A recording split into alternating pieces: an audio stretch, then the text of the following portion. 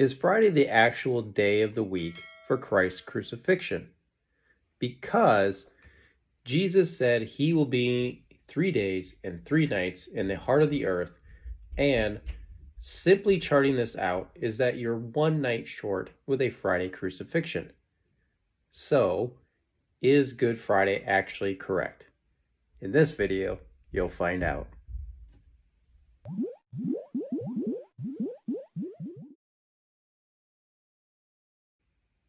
Now, if that introduction didn't create some type of emotional response, I would be shocked. Needless to say is that Matthew 12:40's statement has some to cause question on whether or not the traditional Friday view is correct, and many have actually opted to go to a Thursday or even a Wednesday crucifixion.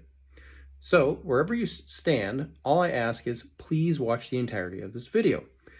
This is going to be the most thorough treatment on the topic that you'll ever come across. I've read over a dozen articles. I've watched every YouTube video that I could come to watch on the topic. And needless to say is that, yes, there is a definitive correct answer to this question. I'm not going to punt and say, but the most important thing is the resurrection.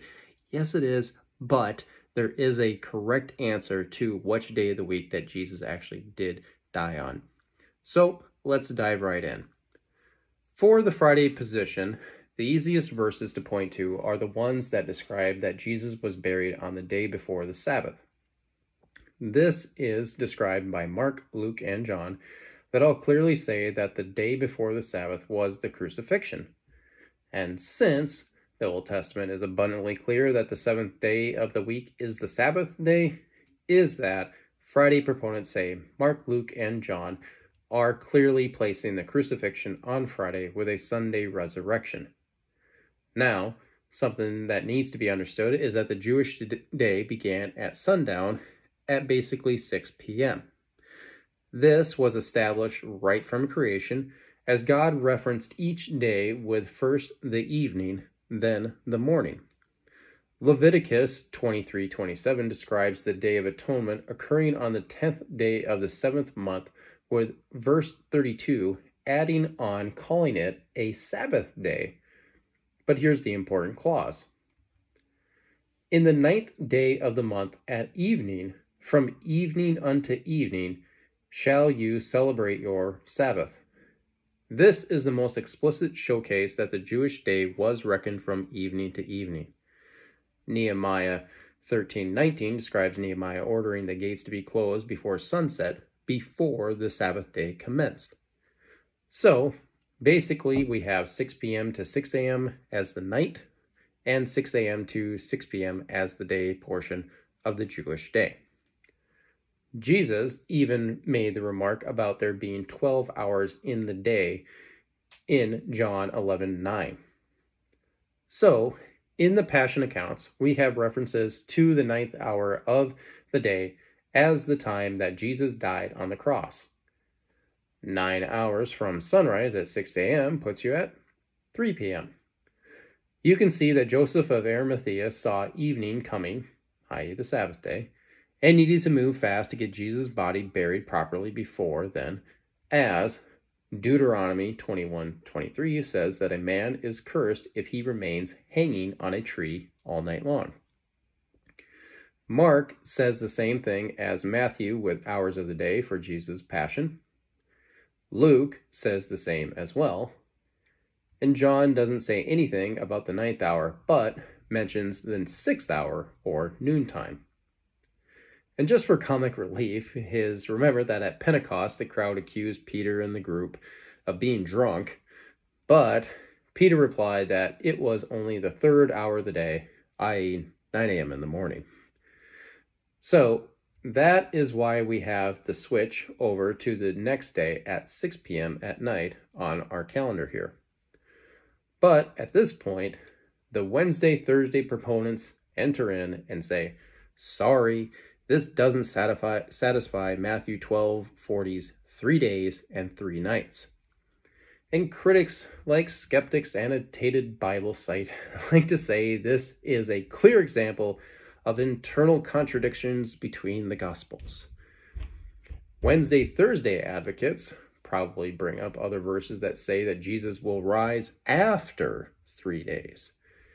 A possible tag-along point that some might bring up is to say that Mark 15:42 can be interpreted differently because of the concept of the new Jewish day beginning at the evening.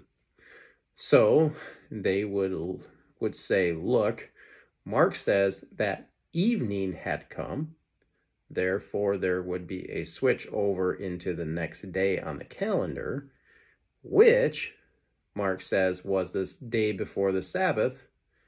So you follow that? So this is how that interpretation would look if that was a little confusing. It has a Thursday crucifixion in view by interpreting Mark 15:42 differently, and this gets you the 3 days and 3 nights checked off. But if you're thinking, yeah, but Jesus rose Sunday morning, the reply to that would be, no.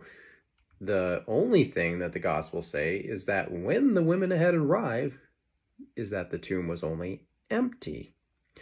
And John 21 says that it was still dark, implying that this is occurring before 6 a.m., the first hour of the daytime.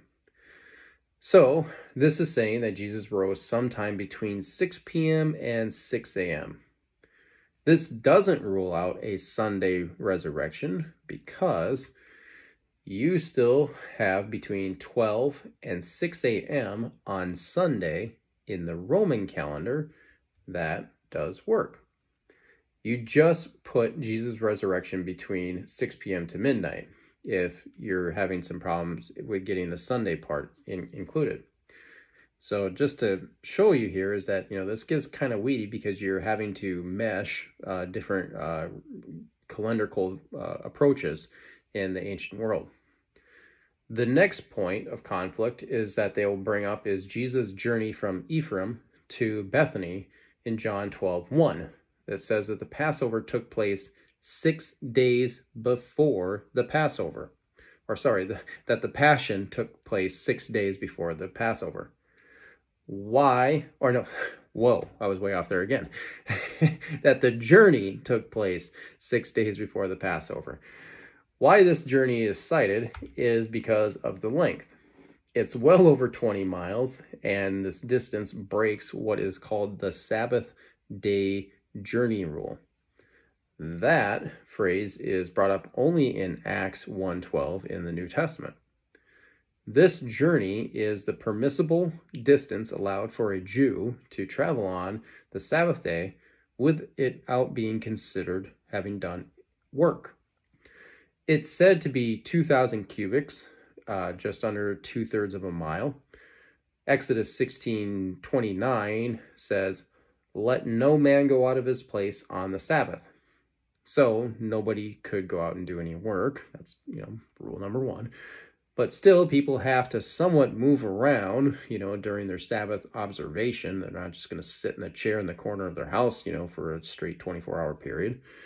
So it's likely that Numbers 35:5 description of 2,000 cubits extending in all 4 cardinal directions for the Israelite camp as where the Sabbath journey got its limitation from. Joshua 3:4 also talks about 2,000 cubits being the minimum distance between the Israelites and the Ark of the Covenant when it passes by. So the late Chuck Missler, probably the most well-known advocate for a Wednesday crucifixion, will point this out in his online presentation and his article, both freely accessible. Another well-known site, the Blue Letter Bible, as well sees this journey problematic for Friday proponents because having Jesus crucified on Friday has the person rewinding the clock back 6 days, and this lands you on the Sabbath with Jesus' journey breaking that rule, which cannot happen. A third point they will likely bring up is that in Matthew 28:1 is that the word Sabbath is not in the singular in the Greek, but actually plural. So it should be read as Sabbaths, like in the Berean literal, the literal standard, and Young's how they have it. So, because of this, is that they will say that Matthew 28:1 confirms that there were multiple Sabbaths that week, and this, at minimum, pushes the crucifixion before Friday. This then removes the conflict between Jesus' journey and the Sabbath. A tag-along point to this is the women visiting the tomb with the focus on the spices for Jesus' body that they prepared. Only two Gospels discuss this, Mark in 16:1 and Luke in 23:56. Now here's the kicker. Mark says that the spices were purchased after the Sabbath, but Luke says that the women prepared the spices before the Sabbath as they observed the Sabbath commandment. So, how can it be both before and after the Sabbath with a Friday crucifixion? This is where the Wednesday Advocate jumps in and says, you can't harmonize this with a Thursday crucifixion either. But a Wednesday crucifixion now has Friday falling after and before a Sabbath day, where the women and their spices can perfectly fall between. A fourth point that both Chuck and Blue Letter bring up is a typological one. Paul flat out calls Jesus our sacrificed Passover lamb. This prefigurement was realized after the fact, and the same is true for the writer of Hebrews that said that Isaac served as a figure from Genesis 22 of the Messiah's resurrection and ascension back to the Father. So, Chuck and Blue Letter point to the ark resting on the 17th day of the 7th month. How they say this is connected is that in Exodus 12, with the institution of the Passover, is that God shifted the calendar by 6 months. So, at the first Passover, God said that the 7th month is now the first month. Thus, the ark actually rested on the 17th day of the first month. And since Passover is on the 14th day of the first month, is that you, uncoincidentally, have 3 days and 3 nights between the 2 days. So, the ark resting, or you could say rising, out of the flood waters, is that could be seen as a prefigurement of Christ's resurrection. So, the 14th would be on Thursday, and the 17th on Sunday, with 3 days and 3 nights being checked off for Matthew 12:40.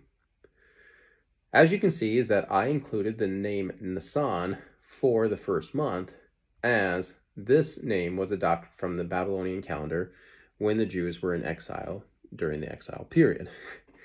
Esther 3:7 denotes the first and 12 months with their adopted names. Outside of this, only Nehemiah 2:1 uses Nisan in the Old Testament.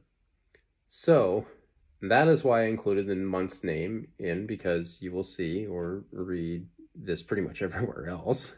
So I don't want anybody confused, but, also maybe it helps clear things up as we go throughout all this.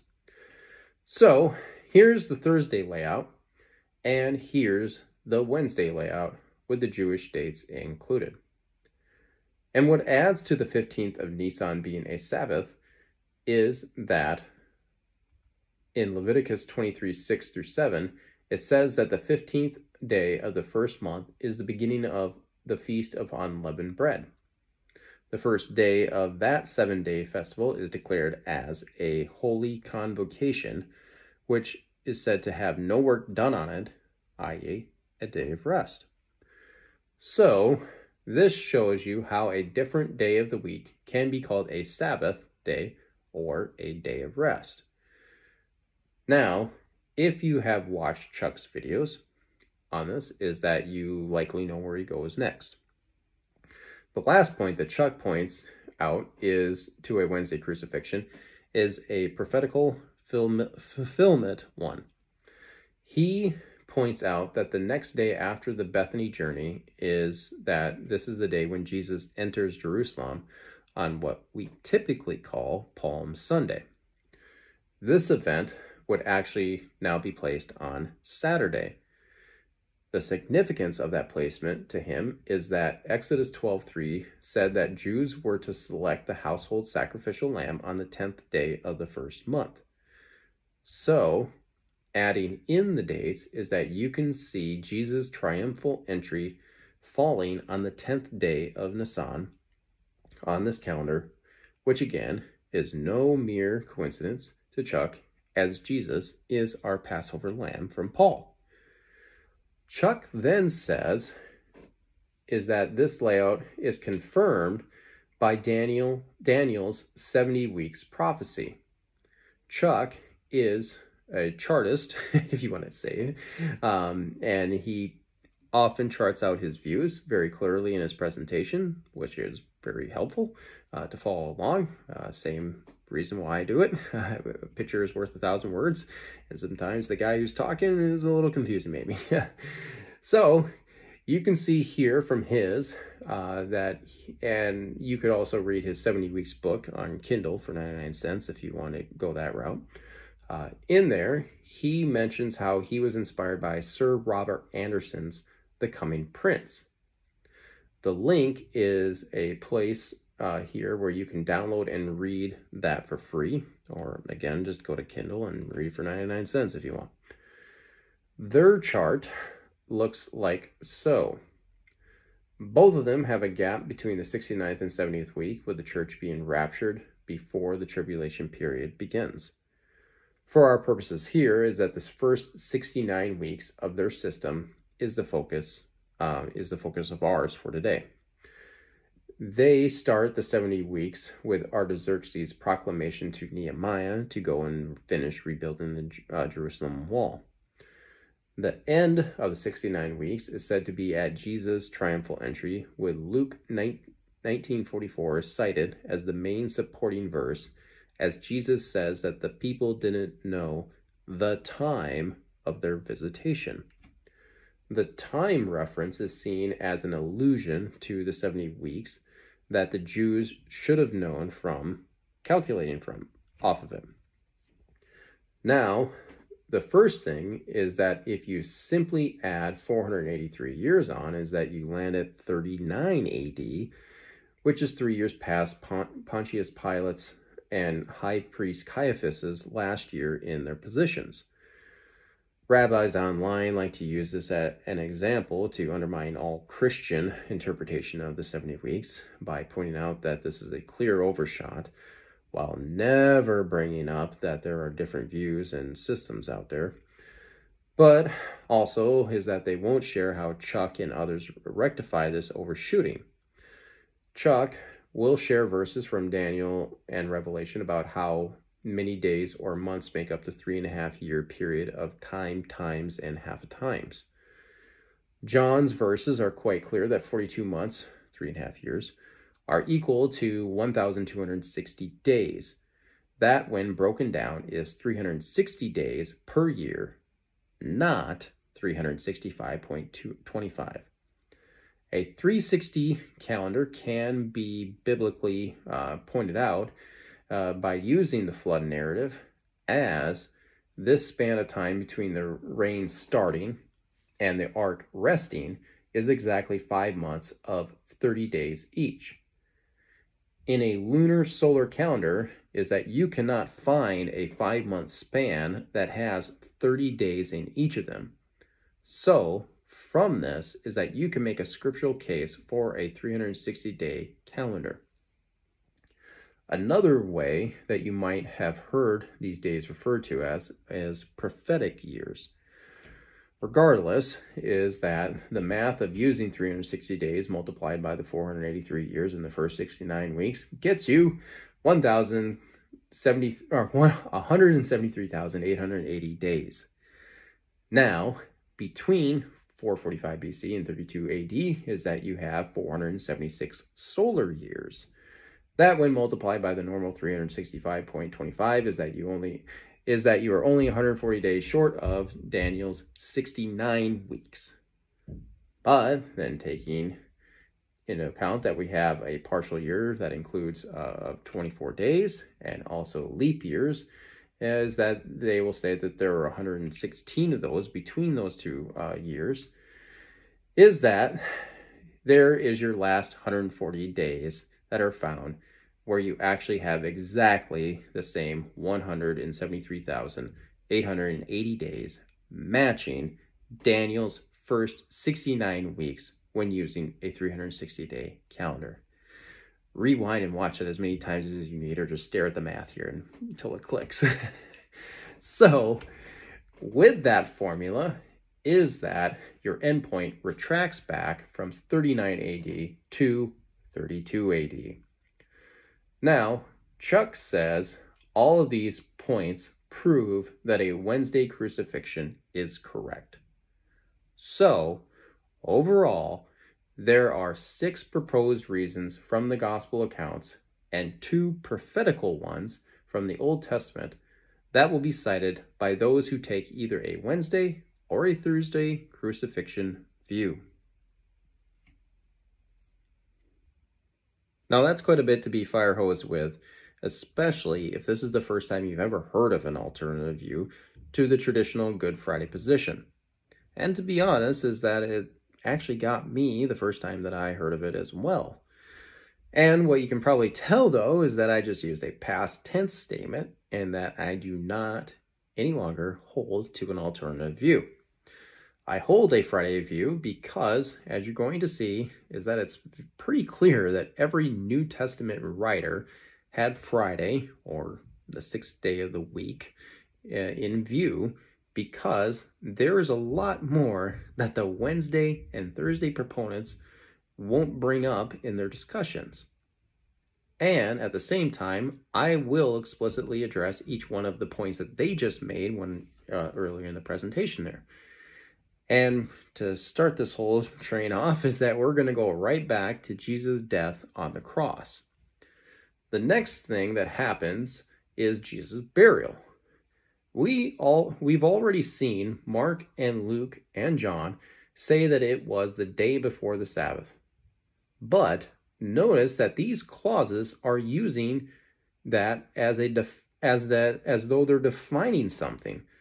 And that is what the gospel writers call is the day of preparation. Matthew too brings this up, but here he is saying that the chief priests and Pharisees' request to the Pilate came the day after the preparation for the guards to be placed in front of the tomb. In all, you have 6 occurrences in the New Testament of this word, 3 in the Synoptics and 3 in John that are all tied to the crucifixion. In other Jewish writings, only Flavius Josephus uses it in similar use. In Antiquities, Book 16, Chapter 16, he describes how Augustus granted special favor to the Jews to have liberty to make use of their own customs, and says, and that they not be obliged to go before any judge on the Sabbath day, nor on the day of the preparation to it after the 9th hour. Josephus is clearly talking about the weekly Sabbath.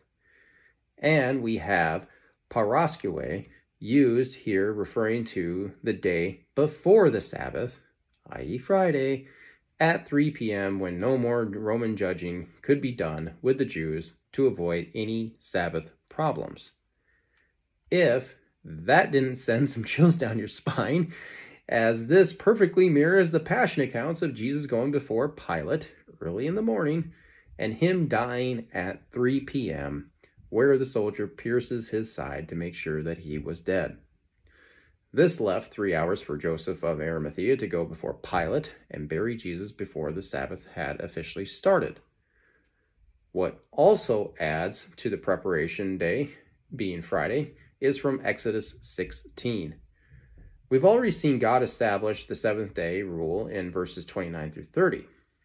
But what's the context of this chapter here all about? It's about the manna from heaven and the Israelite collection process of it. Now, hear verses 4 and 5. Then said the Lord unto Moses, Behold, I will rain bread from heaven for you, and the people shall go out and gather a certain rate every day, that I may prove them, whether they will walk in my law or not. And it shall come to pass that on the 6th day they shall prepare that which they bring in, and it shall be twice as much as they gather daily. Right there, God himself says that the 6th day of the week, i.e. Friday, is the preparation day for the weekly Sabbath. Nowhere else does Moses use this word in conjunction with any other holy day, and never use the word in Leviticus either when laying out all of the feast calendars. He could have used it later in Exodus 23 if those feast days required it, but he didn't, and as said, he never used it in Leviticus either. Similar to this mandate from God is the Sabbath land rest law that he instituted. This pattern follows the same period of 7 that the normal week follows, and what makes it mirror the Friday preparation is that God anticipates the Jews being a little concerned about not having enough food on the 7th year when they're not farming the land, and so he says the following: Then I will command my blessing upon you in the 6th year, and it shall bring forth fruit for 3 years. God essentially says the Jews sowing in the field is going to be a triple production that will make them prepared for the 7th year, and technically enough for the 8th as well. So, that is the first major reason why the crucifixion was on Friday. And if you're still a Wednesday or Thursday holder at this point, is just ask yourself this simple question. When you come across articles or videos advocating for either Wednesday or Thursday, do they ever bring this term up? Nope. And that should tell you something. It's either they don't know it or they're choosing to avoid it. It's one or the other. So, we have eliminated the idea of reinterpreting Mark 15:42 from that. Let's now cover number 5 with the whole reconciliation of the women and their spices. The Wednesday view thinks they got this reconciled by posing the question of how can this event be both before and after the Sabbath with a Friday crucifixion? How they are framing this is that these two passages are speaking about the same moment in time, and that Mark 16:1's buying of the spices preceded Luke 23:56 preparing of the spices. Well, yeah. How you have to buy them first if you want to then prepare them. Okay.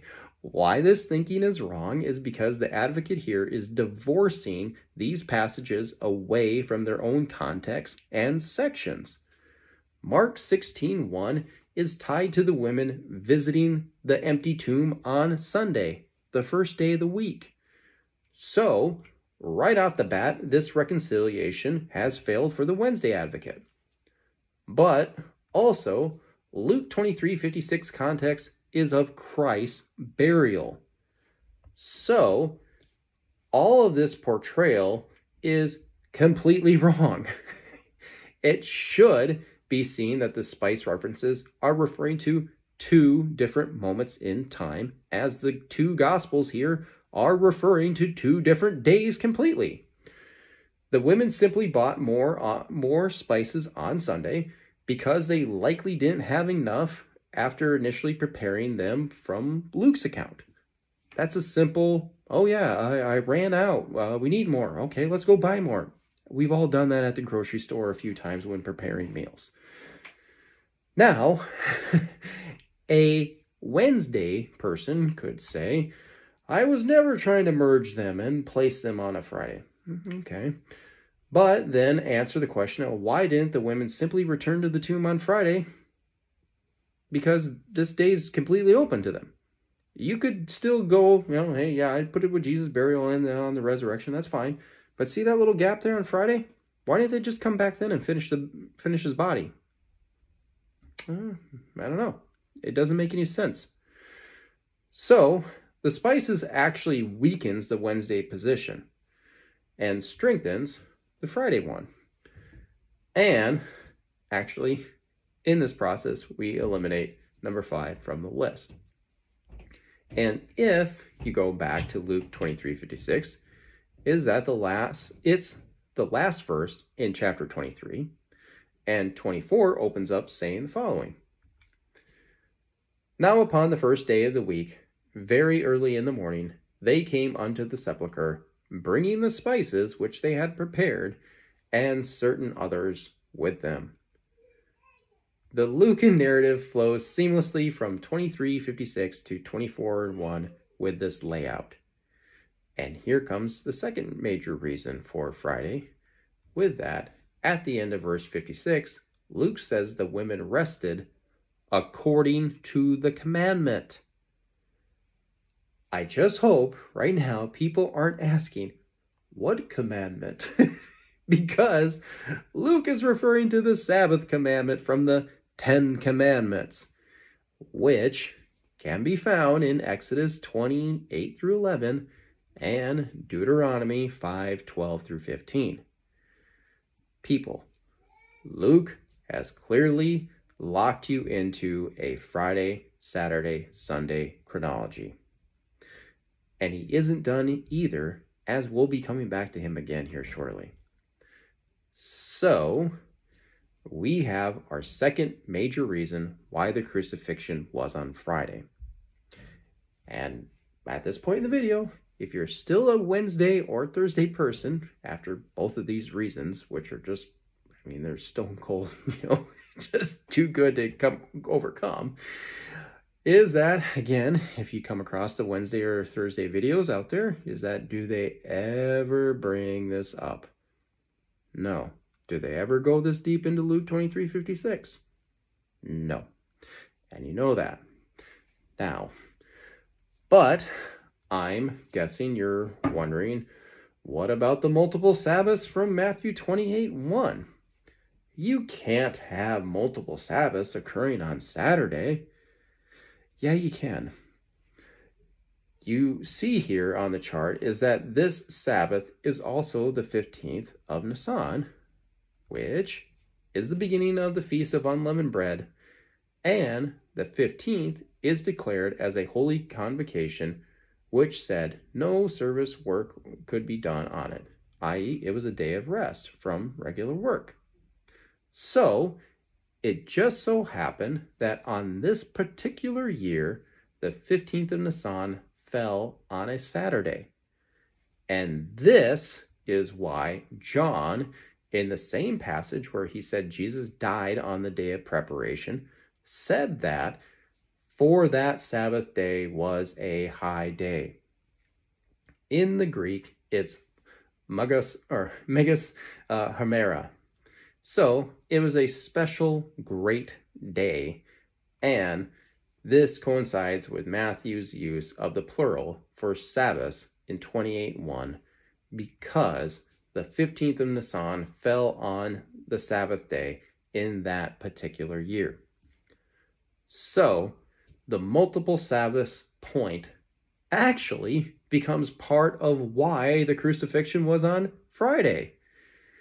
So, number 4 is eliminated, and from here, I'm going to go to number 7 now, that deals with the whole typology part of the arc on the 17th of Nisan point, because the shift of the day now puts Nisan 17 on Monday and not on Sunday.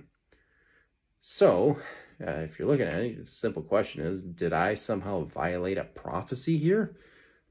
No. We know Paul flat out calls Jesus our sacrifice Passover lamb. He also said Jesus' resurrection is the first fruits And this is in connection with the first fruits offering on Sunday during the festival of unleavened bread. We also saw the writer of Hebrews connect Isaac to Jesus' resurrection and ascension as well.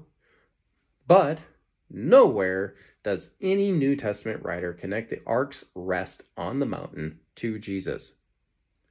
The closest you can get is in 1 Peter 3:19-21, with Peter talking about the Genesis 6 fallen angels in prison after the flood. If you doubt that interpretation, please go watch the video on this as I go through all views, and you will see quite clearly that the fallen angelic view of Genesis 6 is the correct one. So, that's the context of verses 19-20. Then Peter says the following: by water, which also prefigures the baptism now saving you, not a putting away of the filth of the flesh, but the demand of a good conscience towards God, through the resurrection of Jesus Christ. The main point is that Peter says the water, the flood itself, typologically foreshadowed something, and in this case, it's baptism for believers.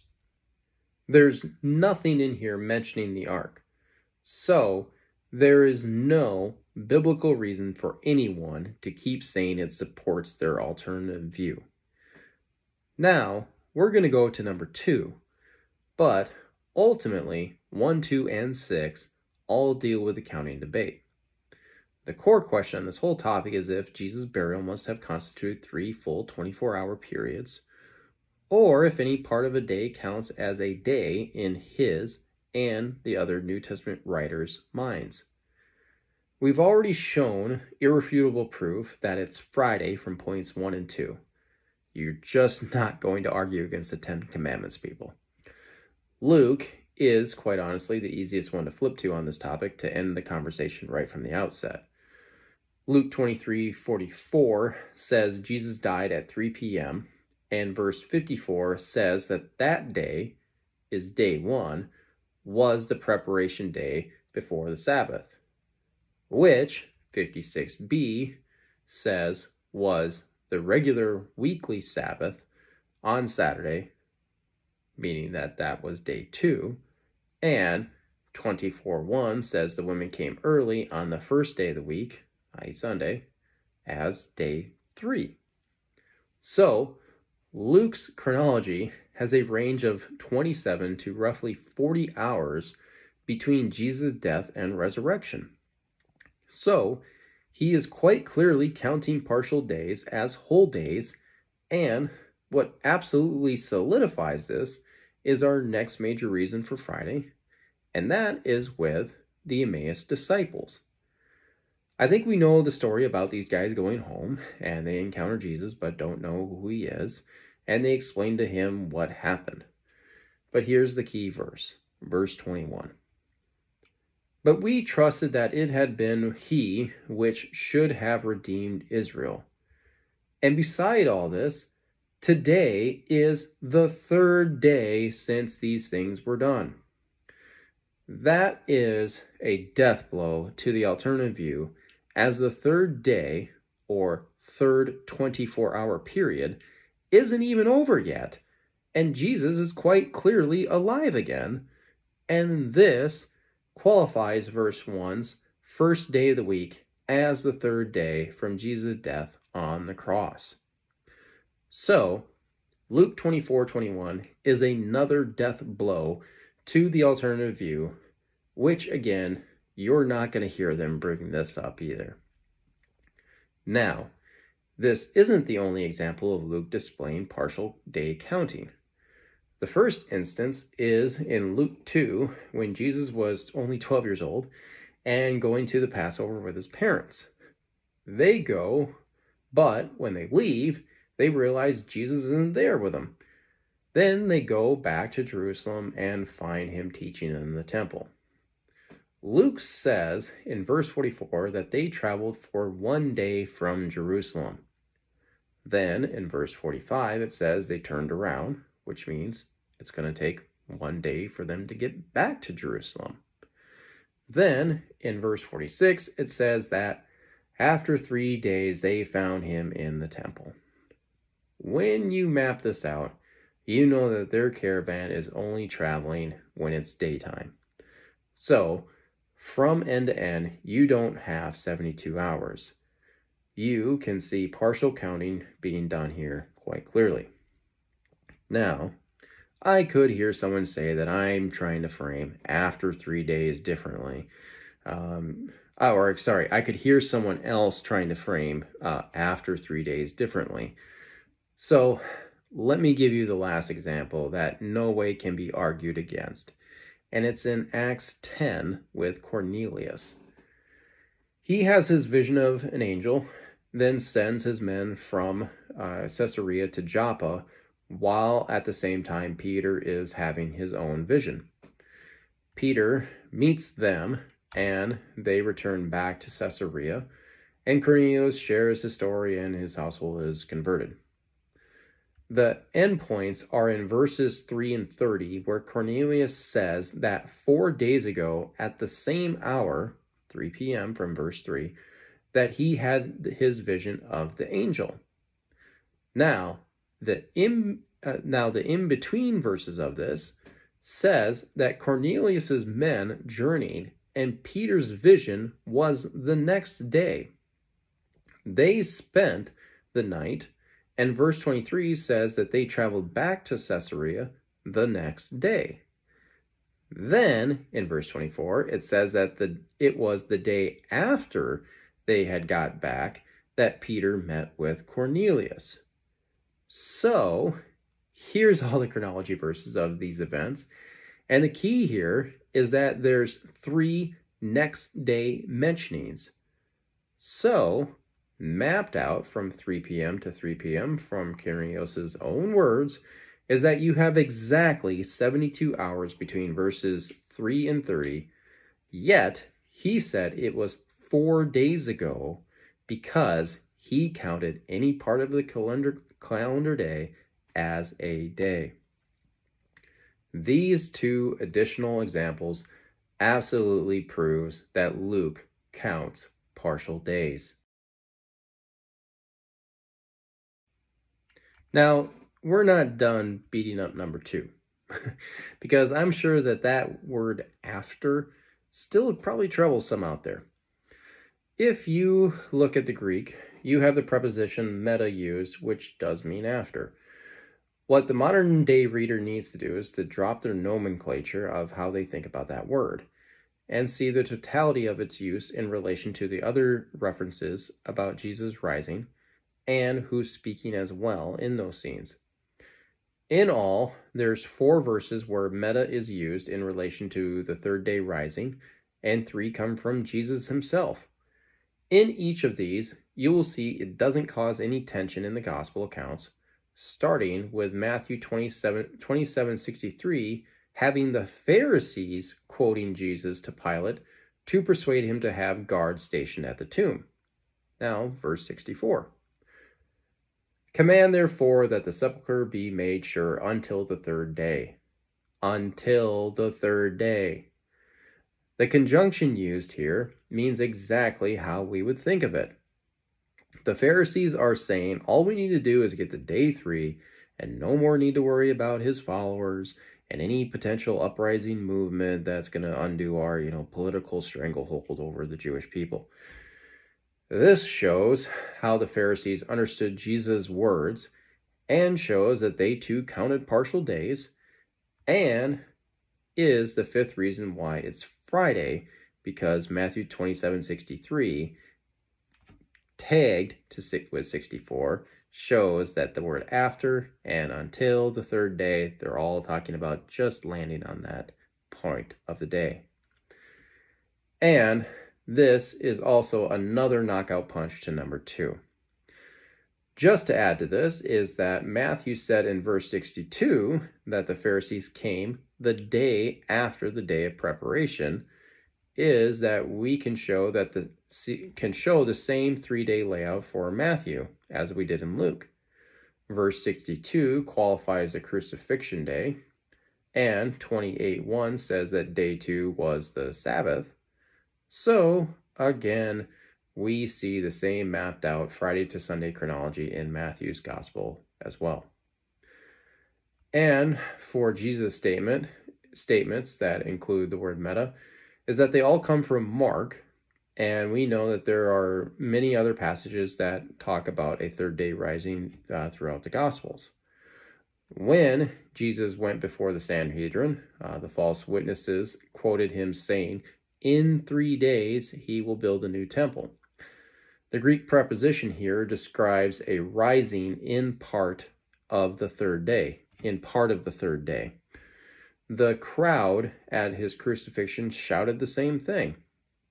Both of these, a person could try to make the attempt to argue against them, but that's pointless because Jesus himself in John 2:19 said exactly that. In 3 days he will rise.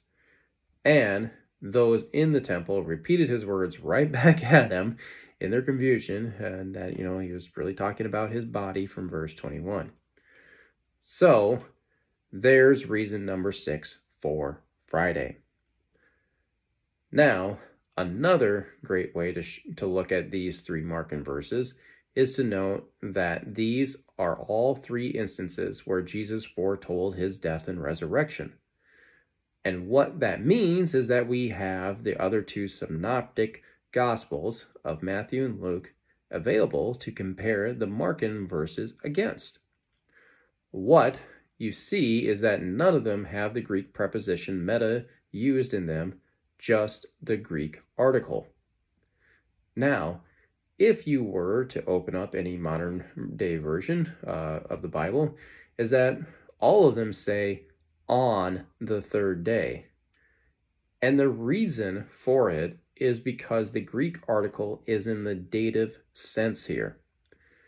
Dan Wallace, who is probably one of the most revered Greek New Testament scholars of our day, speaks directly on these verses in his Greek grammar book. He takes Matthew 17:23 and translates the Greek on the 3rd day with adding the sense that it is talking about at a point in time on the 3rd day that Jesus would rise.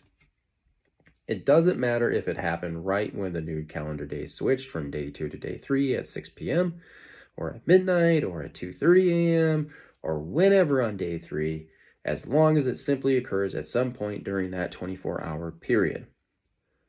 Wallace says this occurs in all of the 3rd day references in the Gospels, just as I showed earlier, with Jesus foretelling, but also it occurs in Luke's post-resurrection scenes with the angels informing the women and Jesus himself to the disciples. Both of these are sandwiched around verse 21's "today is the 3rd day" statement from the Emmaus disciples. Paul, in 1 Corinthians 15:4, also said that Jesus rose on the 3rd day. And finally, you have Peter to Cornelius in Acts 10:40.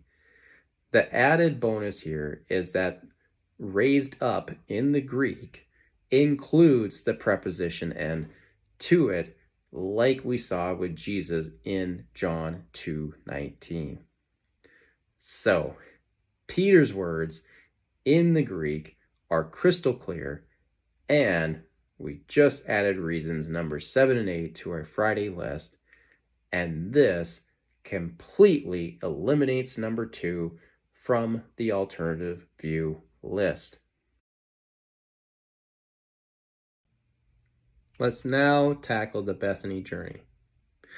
John 12:1 says that this took place 6 days before the Passover. Now, someone might not think inclusive counting can be done and used here, and since Leviticus says Passover is on the 14th of Nisan, is that we then still start counting on Thursday, and this still has the Bethany journey happening on the Sabbath and still causes a problem for the Friday person.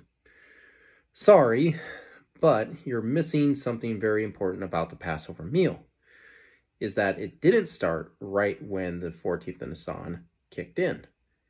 it started in the evening at the sunset. In 3 of the 4 occurrences in the Torah, it says that it is done at evening, with Deuteronomy 16:6 defining it as the going down of the sun. It's not a big deal that Numbers 28:16 didn't include it, because the rest already did. But also is that we even see it with a second Passover that God instituted for those who couldn't keep the regular Passover in the first month earlier in Numbers 9:11. Exodus 12:6 in other versions say at twilight, at dusk, around sundown, and in Hebrew it literally says between the evenings. We see the same Hebrew used in Exodus 16:12 and Leviticus 23:27 and 32 once again come to our aid, showing the same practice done here with the Day of Atonement as with the Passover. Sorry about that, congestion, people. So, twilight was when Moses was instructed by God to eat the Passover meal, which technically has become the 15th of Nisan. The question that one must ask is if this practice continued up during Jesus' time. And the answer is yes, it did. The Second Temple period is marked typically as so. And within here, we have multiple sources that confirm this had continued on. Starting in Ezra 6:19 through 20, where we see the Passover being killed on the 14th. It doesn't mention the evening part, but the 14th is still in play. A complement to this passage comes from the apocryphal book known as First Esdras or Third Ezra, as Jerome called it. This work basically mirrored the book of Ezra, except that it started with the last 2 chapters of 2nd Chronicles, then followed Ezra the rest of the way. First Ezra 7:10 mirrors Ezra 6:19 by repeating the statement about the 14th of the first month. Moving forward from 517, we come to a papyrus from Elephantine, Egypt, dated to 419. This papyrus, known today as the Passover Letter, was discovered in 1907 and dated to 419 BC. You find a lot of articles online. You can find a lot of articles online, but this is a good academic one that you can go and read on JSTOR if you want. Arnold took the fragmented papyrus and translated for us. The dating to 419 BC is because this is a legal document dated to the 5th year of Darius II. Zooming in on the translation is that we can see the counting of 14 being done, likely about the days from the start of Nisan, as it's unmistakable that we have a description of the Feast of Unleavened Bread here with references to the 15th through the 21st of Nisan. We got 11, and also includes a line about the setting of the sun. This isn't definitive for a 14th evening meal, but it's strongly suggesting it, and that the evening language is simply missing from the broken lines is likely the situation here. Moving forward from 419, we come to the Septuagint translation in the 3rd BC century. The Greek translation of the 3 Torah passages that included the evening reference still includes that in this translation. Our Greek word here is hespera, that can be found in 3 places in the New Testament, where with Luke 24:29 being a slam dunk of the evening position with the Emmaus disciples with Jesus. A tag-along to the Septuagint is the Jewish philosopher Aristobulus of Alexandria. We don't have any primary source material of his, especially of his commentary on the writings of Moses, but we have 3 secondary sightings from the early church period. Clement of Alexandria is the earliest. He said that Aristobulus lived during the time of the Septuagint being composed. The hard piece is that he says that Aristobulus is mentioned in the book of Maccabees, and the only mentioning of that name is in 2 Maccabees 1:10, that is dated 100 years later than the Torah section of the Septuagint. For our purposes is that Anatolius of Laodicea helps us out in his Paschal canon work. He mentions Aristobulus and other Jewish writers about when to date the annual Passover, and Anatolius said that they said it occurred after the spring equinox in the middle of the first month. The middle is still the 14th, 15th of the Jewish months that are either 29 or 30 days long in the lunar solar calendar that they used. He goes on that Aristobulus added that the Passover is fixed to the 14th day of the month in the evening at the full moon. This is why we hear of Paschal moons each year when figuring out the Easter dates. But the evening mention shows that this continued on during the Greek period. The third mentioning is from Eusebius of Caesarea. The easy thing for us is that he basically copies and pastes what Anatolius said. Our next source comes from the Qumran community with the Dead Sea Scrolls, with Jubilees 49:1 reflecting Exodus 12. The book of Jubilees covers events from Genesis 1 through Exodus 12. 49:1 expands on Exodus 12:6, saying that thou should kill the lamb before it is evening, and that they should eat it by night on the evening of the 15th from the time of the setting of the sun. You can see the writer being very explicit about the eating of the Passover at the transition point from the 14th to the 15th in the evening.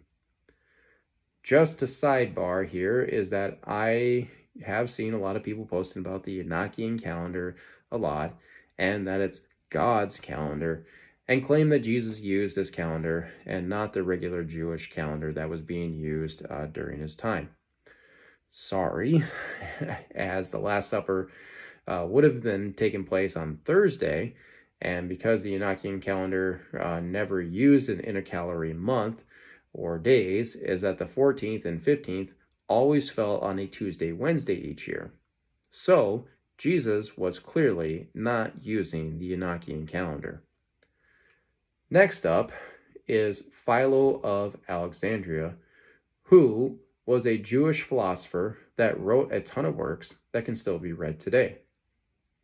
You can see his time overlapped that of with Jesus. The two works listed here have him speaking on the Passover tradition and says in special laws that the Passover festival occurs every year, with the last line saying, in accordance with the ancient historical accounts, i.e. the law of Moses, and does put it on the 14th of the month.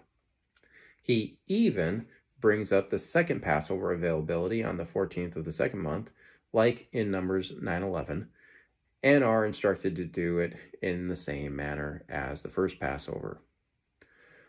Last up is Josephus.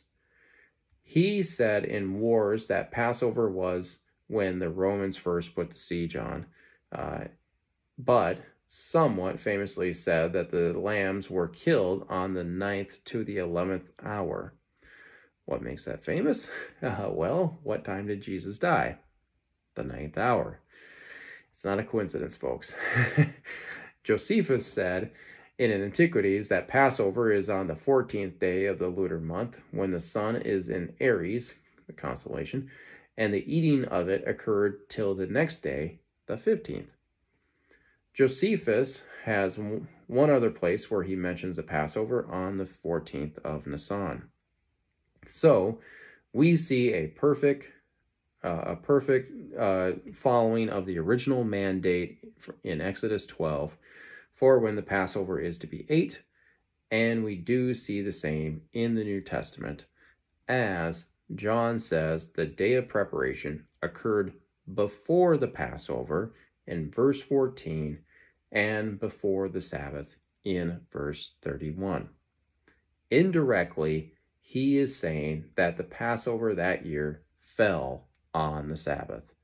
Thus, our counting of the 6 days before the Passover does not start on Thursday, but on Friday, and thus there is no Sabbath violation. But if you're a Thursday person, then you are breaking it. Oh, how the tables have turned, huh? One more counting point to make is from John 20:26 with Thomas. It says Jesus appeared again 8 days later. Guess what? Our special word meta is used here. And remember, we saw the partial day counting from Matthew 27:63 with it. Therefore, we can see that Jesus reappeared on the following Sunday to Thomas. It's like he got his own personal Sunday resurrection proof, as he wasn't there the week before. All told is that we can show the same 3-day layout for John now too. Verses 14 and 31 describe that the Passover fell on the Sabbath that year, and chapter 20, verse 1 also speaks of the first day of the week, which then creates the same mapped out Friday to Sunday chronology. So he, John, is quite clearly counting partial days as whole days, and is the 9th reason of why it's Friday, and eliminates the Bethany journey from the alternative view list. This takes us to point number 8, which comes from Chuck Missler. Now, if you're a big fan of his, that's fine. I believe that Chuck was a believer, and even though we clearly disagree on the day of the crucifixion, and by extension his interpretation for the first 69 weeks of the 70 weeks prophecy. His dates for a Saturday triumphal entry on April 6th is then the 10th of Nisan in his dating. Thus, April 10th of 32 AD is the crucifixion date, and the equivalent of the 14th of Nisan in his reckoning. So, his Wednesday view is this on the Jewish calendar, correct? Yeah. Now, looking at this, can you spot the inconsistency here done by him? It's his dating of the Bethany journey. Remember that in his display of showing Friday to be wrong is that he counted backwards 6 days to show that it would land you on the Sabbath. And Thursday people did this as well. So we put that on the calendar, and Thursday pushes everything then back by 1 day. So everything should then shift back by 1 more day for Wednesday, right? And should look like this then, and make the triumphal entry be on Friday, the 9th of Nisan. Because just remember, you read that, it says the next day. So there's no separating Jesus' Bethany journey and then his triumphal entry with a day in between there. There's no doing that. But if you do that, then Jesus acting as the Passover lamb being selected on the 10th of Nisan from Exodus 12 goes away. But this display doesn't mesh with Chuck's system. So what happened here? What happened was that Chuck counted the days differently when it came to Friday and Wednesday. And I can prove it. As from his own words saying, on this reckoning, meaning that he used non-inclusive counting to make it appear Friday was an error. But when it came to Wednesday, is that he counted inclusively so that Jesus' triumphal entry would still occur on the 10th of Nisan. You can see I'm right by going straight to his online article and scroll down to where he goes day by day for the Passion Week, and see that I am right in this observation just by adding in the numbers yourself. I personally believe that Chuck knew what he was doing because of his own words, and when he, made it appear Friday to cause some type of Sabbath violation. You can tell that it was like, oh yeah, I know that I did it here, but I'm not going to do it over there against my own view. Yeah, I mean, it's just like, come on, dude. So, other than being inconsistent, is that with Chuck's system, we know the Saturday entry, we know that the Saturday entry and Wednesday crucifixion are both in error. And if you were to look up Passover dates in Jack Finnegan's Handbook of Biblical Chronology, is that he has a table of Nisan 14 dates for the years 27 through 34 AD. He used Fotheringham's astronomy list and also a second column using Parker and Duberstein's Babylonian chronology to throw a potential intercalary month for certain years. This table shows that there are only 2 Friday Passover years for the crucifixion in 30 or 33 AD as potential years. For 32 AD, you see that Monday, not Wednesday, was the Passover for that given year. And from this table, Thursday Passover only occurs on 27 AD, which is way too early for a crucifixion date. And a Wednesday Passover only occurs on 34 AD, which is way too late when you start factoring in the chronology of Paul, especially with his conversion. So, none of Chuck's dates for the Passion Week are correct. Why he used those was because of Sir Robert Anderson's book in The Coming Prince, is that he had these dates. But, FYI, is that Sir Robert Anderson had a Thursday crucifixion, not a Wednesday one in mind. So, Chuck shifted that system as well to fit his own. So I'm sorry to his fans out there. I'm not trying to, just, beat up on the guy, but I'm just trying to point out, like, this is what he was doing. He was shifting it all over the place to kind of make it look legit, and none of it was.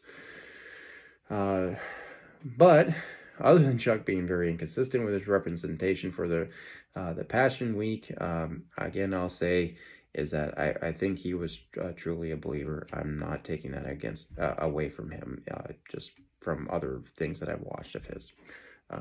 Let God be the judge at the end of the day. So it's pretty easy to see that Daniel's 69 weeks does not support the alternative view in any shape. Before closing out with Matthew 12:40's last, supporting view for the alternative view, there's another chronology topic to cover within this study, because if improperly understood, is that it can cause a lot of drastic shifting of the Jewish calendar days in one's, calendar system. And it all deals with the Last Supper accounts. The main underlying issue is whether or not the Last Supper was a full-on traditional Passover meal. This doesn't affect whether or not Jesus was crucified on Friday or rose on Sunday. What it affects is charting the Jewish calendar on a timeline and trying to determine the year of the crucifixion. So, anyone who's been chin deep in this topic knows that academically there's 2 representations of the Last Supper. And to some, and maybe most, believe that it causes tension within the Gospels in that they're contradicting each other within their accounts. The 2 are the Johannine representation, Gospel of John, that places the crucifixion on the 14th of Nisan, before the first day of the Feast of Unleavened Bread, which is on the 15th of Nisan. And the other is the synoptic representation of Matthew, Mark, and Luke, which apparently have the 15th of Nisan as the crucifixion day. You can just go hit pause right now if you want and just Google Nisan 14 or 15 for crucifixion, and you'll see both sides duking it out. But what you're not going to find is a whole lot of reconciliation between the 2. You're just going to get a lot of people avoiding the tension verses on both sides and saying, I'm over here, here's all my reasons why. Well, what about those troubling ones? It's kind of basically what we've been doing this whole entire video, is dealing with all that. And guess what? We're not going to do that here either. We're going to actually show that there is harmony between all 4 gospel accounts. So here we go. John's account clearly puts the Last Supper the day before the Passover. But when you look at the synoptic accounts, is that they all put the Last Supper on the first day of unleavened bread, and therefore the crucifixion after the Passover meal. This seems to be a clear contradiction, or to say the least, some really strong tension between the two representations. First thing is that the Last Supper should not be placed on Thursday for the calendar, but on Friday night that goes right into Jesus' trial and crucifixion on the day portion of Friday. This all deals with the overlapping of calendars, as we saw with the resurrection. Roman and Jewish weeks are staggered by 6 hours, so for the overlap of Thursday-Friday with day 5-6 of the weekly calendars, you have the following. And adding in the night and day shades, you have the Last Supper on Thursday evening of the Roman calendar and day 6 of the Jewish calendar, which is on the 14th of Nisan in the Johannine representation, and on the 15th in the synoptic representation. How this is reconciled is by carefully looking at what the synoptics say and realize that they are not placing the Last Supper on the 15th of Nisan, but actually on the 14th of Nisan, just like John. Look again at the 3 synoptic verses I showed earlier. Both Mark and Luke say that the first day of unleavened bread is when they kill the Passover. If you take that exactly as it says, is that would be wrong by Jesus and the disciples, as it's abundantly clear that the Passover lamb is killed on the 14th of the Feast of Unleavened Bread, which starts on the 15th. All 3 contemporary sources agree that the killing of the lamb happens on the 14th. I'm not talking about the eating, but the killing of the lamb, which makes it appear both Mark and Luke in violation now. Why it's not is because all 3 synoptics use the Feast of Unleavened Bread synonymously with the Passover, because essentially they are just one and the same festival and not 2 separate ones. Why this is biblically sound is because in Exodus 12:8, we see that unleavened bread was ate with the sacrificed Passover lamb. It's part of the same feast known today as the Passover Seder meal. 9 verses down, you see the Feast of Unleavened Bread was instituted on the 14th of Nisan at evening. This exactly mirrors the Passover description in verse 6. This is not a contradiction with Leviticus. We've seen the evening language causes a calendar day change to the 15th. So, in Leviticus 23:6, instead of saying on the 14th at evening, Moses just said the 15th this time. It's the same difference. What merges the two more together is that God says that there's 3 feasts a year that all males must come attend, and says the 3 are unleavened bread, weeks, and booths. The Passover is part of the first mandated feast, and we see this in all 3 synoptic accounts leading up to the Last Supper meal. In Matthew, you see Jesus refer to it as the Feast of the Passover. The Pharisees just call it the feast, and Matthew himself said the Feast of Unleavened Bread. All 3 are the same thing and can be used interchangeably with one another, because everybody knows in that time period, oh yeah, we know what you're talking about. The feast, the Passover, the Feast of Unleavened Bread, it's the same thing. In Mark's account, he says the Feast of the Passover and of Unleavened Bread in the same clause. He merges them together himself. There's no room for distinction here. So again, you have them clearly being used interchangeably.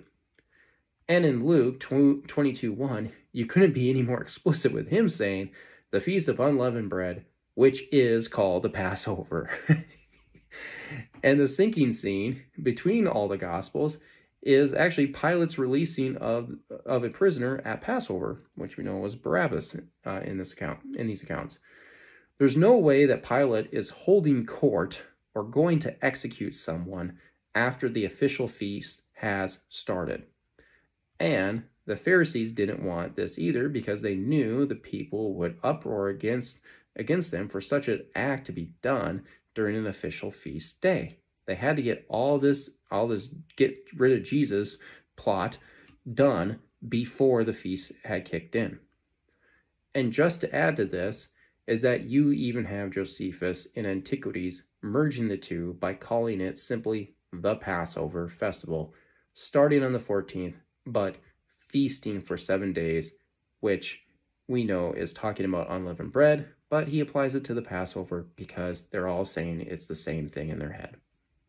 So, the Synoptics and the Gospel of John agree with one another with the Last Supper and crucifixion taking place on the 14th of Nisan, with the galvanizing verse to this is 1 Corinthians 11:23, where Paul said that the Last Supper and the betrayal took place on the same night.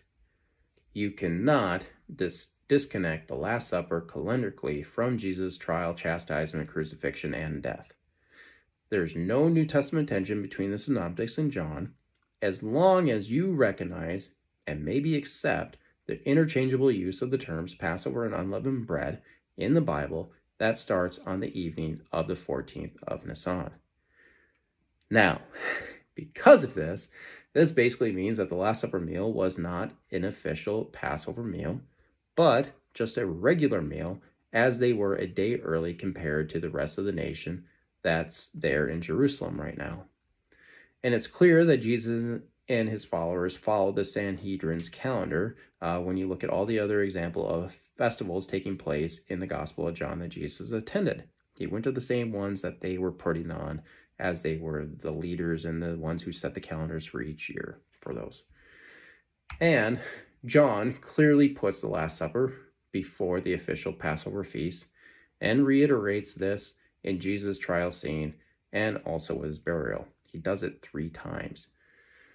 Now, even though the Last Supper is taking place 24 hours ahead of the official Passover feast, is that it's still possible that Jesus had the disciples set everything up as a regular Passover meal, as all 3 synoptics clearly say they're going to eat the Passover.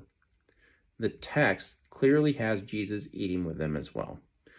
The ultimate problem is that there's no way to know what exactly was set up, but you should start with the idea that, yeah, okay, it was the whole 9 yards that was present. And then if you were to, be on the other side saying, well, this wasn't a Passover meal, is that you would then argue that say that none of the Gospels mention a lamb there or bitter herbs being present.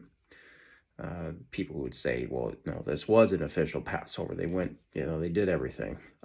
They will say, sorry, that's an argument from silence. And the 3 synoptics clearly say the disciples went ahead and prepared the Passover.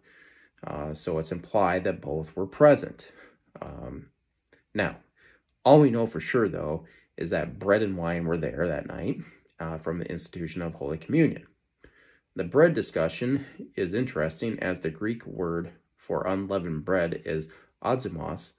9 times it occurs in the New Testament, with 5 in the Synoptics, 2 in Acts, both still referring to the festival, and 2 with Paul in 1 Corinthians telling us that we, believers, are unleavened because of Christ's sacrifice. And this is the word in the Septuagint as well. But that is not the word found in any of the gospel accounts with the institution of the Eucharist. Or with Paul in 1 Corinthians 11:23, the word here is artos, and that word is found in some major scenes in the Gospels. You have the Lord's Prayer, the feeding of the 5,000, and also therefore the 4,000 too. Jesus saying that he is the bread of life. And Hebrews actually has the last use of it in the New Testament, describing the showbread from the tabernacle. Another main historical one that people should consider in this is after Pentecost, it says that those that were accepting Jesus were breaking artos, bread, every day together. So from the no side is that you could say that the formula of giving thanks, breaking the bread, and distributing it to eat appears in the feeding of the 5,000, which was clearly not unleavened. It would have been regular loaf bread, leavened bread. So it's also hard to imagine that during Pentecost that they kept using unleavened bread throughout all, getting of new believers coming into the church. So at the Last Supper is that it seems to be more consistent with the word artos used throughout the New Testament, that the bread used there was leavened. And you see these words used together when Jesus had to explain to the disciples to beware the zume of artos of the Pharisees and Sadducees. Beware the leaven of the bread of the Pharisees. That scene has both terms used interchangeably. Now, the yes side, those who'd say, nope, this was still a regular Passover meal, could say that, sure, but the synoptics don't need to say anything more about the bread being unleavened, as they all start off telling us that it's actually the first day of unleavened bread. And from the Septuagint, you have examples of both of those terms being used together as well. So it's not just definitive that, artos always means leavened bread. It can be both. Personally, I think the more textually consistent route is that the bread used in all of those scenes follows the same from the feeding of the 5,000 and 4,000, which was regular bread, which was leavened. Again, though, neither side can ultimately prove who's right. All I can say definitively is that one day we will find out at the marriage supper of the Lamb, where Jesus said he, and us as well, will eat the same bread as the apostles did that night in the upper room. Now, all of this takes us back to the beginning with the main verse that causes too many Bible students unnecessary worry and incorrectly placing the crucifixion on either Wednesday or Thursday. The bottom line, though, is that simply charting this out is that you are one night short, and really one day short as well, with a literal reading of Matthew 12:40. So the only way that this verse doesn't cause an internal contradiction with the rest of the New Testament, clear-cut partial day counting method, is if this verse is not taken literally, but idiomatically. The burden of proof is still on me to prove this, and to do so is that it starts with the fact that Jesus was obviously quoting Jonah 1:17b. If you are or have ever wondered the difference of why the Old Testament says fish and the New Testament says whale, is that difference is part of the discussion here, and also wondered about Jesus' statement about being in the heart of the earth, as that phrase is found nowhere else in the Bible.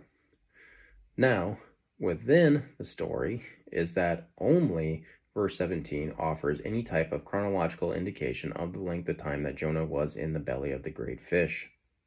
So, by the book of Jonah alone, is that one can only currently take it is literally, and that the literal view here is that nothing else internally within the story says that this can be taken any different. Which then begs the question is if there are any other places in the Old Testament that does use this phrase in any historical context. And yes, there is. There's two other Old Testament examples found in 1 Samuel 30:12 and Esther 4:16, where each section offering connective chronological details to them. The Hebrew in the first two cases are exactly the same, and with Esther's, it's barely changed up in its order that makes no different than the prior two. Starting with 1 Samuel's account is that the context is about David fighting with the Amalekites. It begins with describing David and his army leaving Gath and going to Ziklag, which is about a 7-mile journey. But the main thing here is the highlighted piece that David arrived on day 3. The last part of verses 1 and 2 describe that David found out that the Amalekites had invaded Ziklag and took the Israelite women and children captive. David inquires if he should attack, and God says, go, because, hey, I'm God and I know if you'll win or not. And he says, you will. Along the way, an Egyptian was found, and David gave him food and water because, now listen to this, for he had eaten no bread nor drunk any water for 3 days and 3 nights. So there's our phrase. Now, was this a full 72 hours? No, as the Egyptian, who was a slave to an Amalekite, said, 3 days ago he was left for dead by his master because he fell sick. So, basically, the Amalekites left Ziklag the same time David left Gath on their way there. Now, it's likely that the Amalekite scouts saw them coming, as it's only 7 miles away, so they left right away to avoid David's army coming to town. Take note that 29:11 says David departed early in the morning. So, the counting of day 1 begins during the morning of day 1, which makes night 3 occur on day 4, but verses 1 and 13 said that his arrival was on the 3rd day. What adds to this layout is the Egyptian agrees to take David to where the Amalekites are at, and verse 17 says that David slew them from twilight even unto the evening of the next day. Textually, this is tagged to the 3rd day arrival of David, and his attack lasted all of day 4. To be exhaustive is that the Septuagint translator saw the same, as verse 1 has the dative articles, just like we saw with all the New Testament, the 3rd day verses that we saw earlier. Verse 13 says, today being 3 days, and this too reflects our 4th point with the Emmaus disciples to Jesus in Luke 24:21.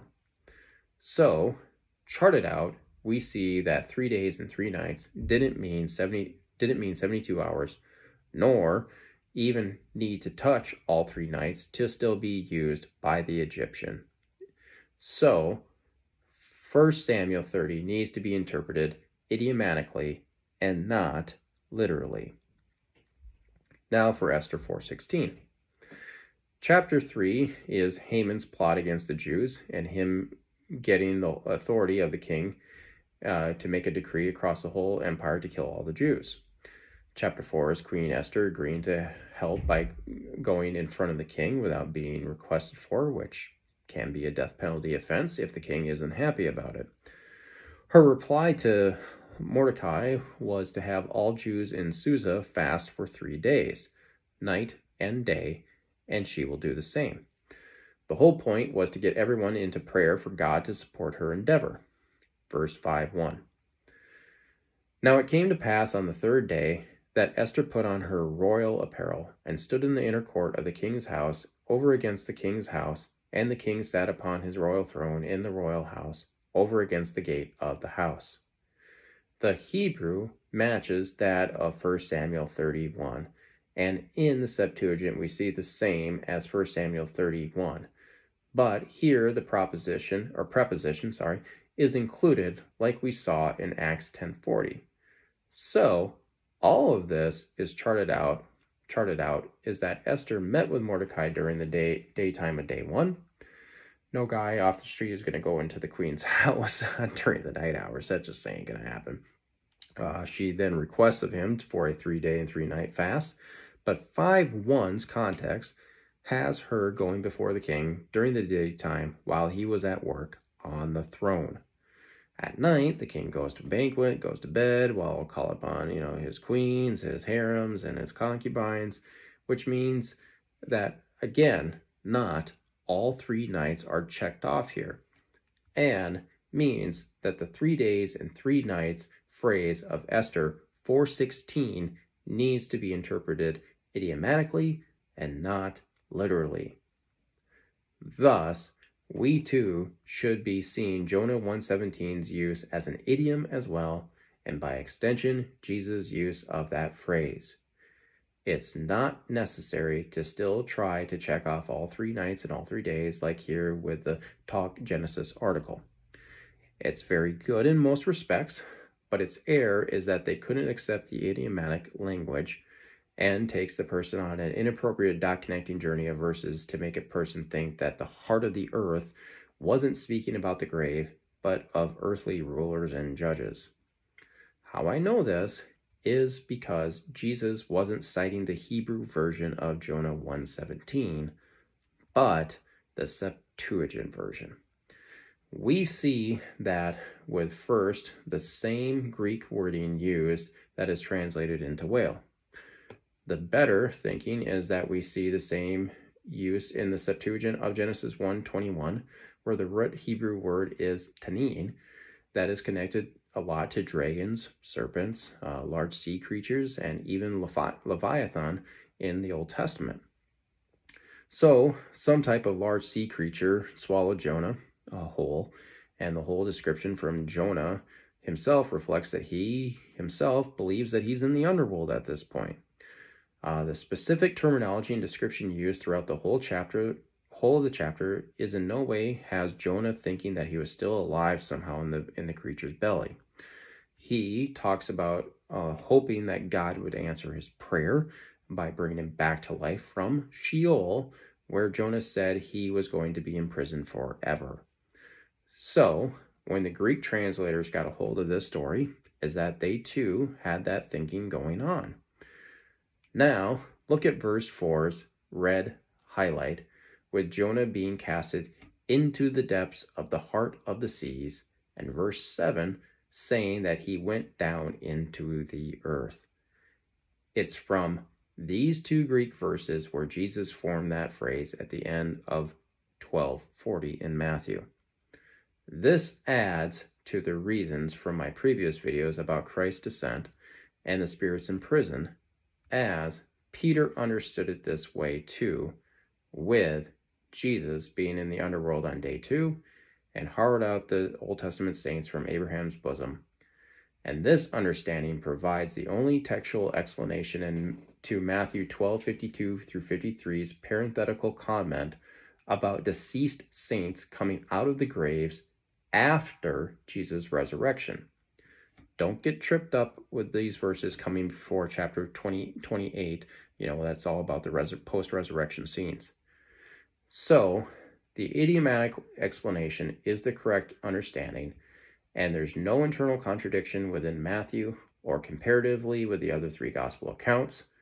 So, the critics, like the Skeptics Annotated Bible, is that your comment on this classic case of either or is a classic case of either or fallacy being used by them. And once again, we see that a line item from the alternative view actually is a reason for Friday and is our final and 10th one of why the New Testament is crystal clear that Jesus was crucified on Friday and rose on Sunday.